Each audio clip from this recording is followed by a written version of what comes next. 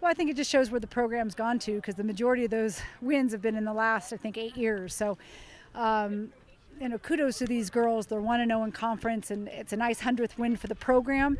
But we're right now in conference starting it off the way we want to. So it wasn't our prettiest day. I mean, we did some really good things, and then, I don't know, we got a little out of sync. Boise's trying to get a fresh start.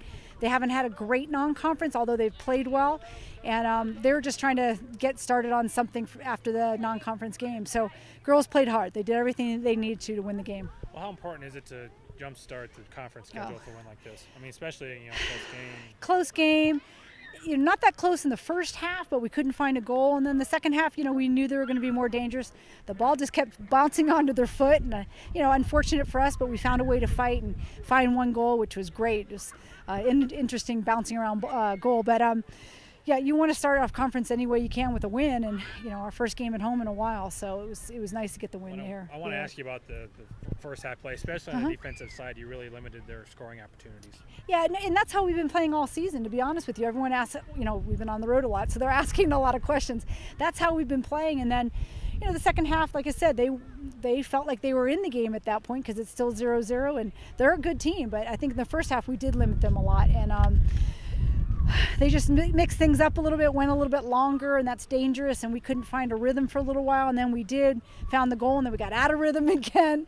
It's the ebbs and flows of the game, unfortunately. This seems like it's going to be a tough conference this season. Talk about the state of the conference and where you think you fit in right now. And the conference is like this every year. I don't care what year you're talking about or what it looked like. The last 2 years we've been fortunate to be undefeated, but the conference has been brutal. This is no different. I think it's up for grabs for anyone, because every game's important. In soccer, there's no home and home, so you've got to make the most of every game that you play. So I'm not sure what the other results were so far this weekend, or if they're mostly tomorrow. We hadn't even looked at that yet, but yeah, mostly tomorrow. Just opening up, we can only control what we can control, and that's winning. So we're 1-0, and we'll see what everyone else kind of pans out. Everybody only had one game this weekend anyway. Could you describe Stephanie's goal? Well, it bounced around. Actually, the goal, it bounced around, but Natalie Jenks went through it. And as she went through it, it ended up on Stephanie's foot, and she's a natural goal scorer, so she was inside the net. But, I mean, Nat went through that with everything. It just bounced off her body and was looking for some opportunity. We had some other like that as well. Number 4, that's little Lindsay Geis, our little freshman. I mean, Dylan O'Connor, another freshman, fed her. She was open and on her left foot and shot a little bit too early. But, I mean, we had other opportunities, as you said, and, nice to find one.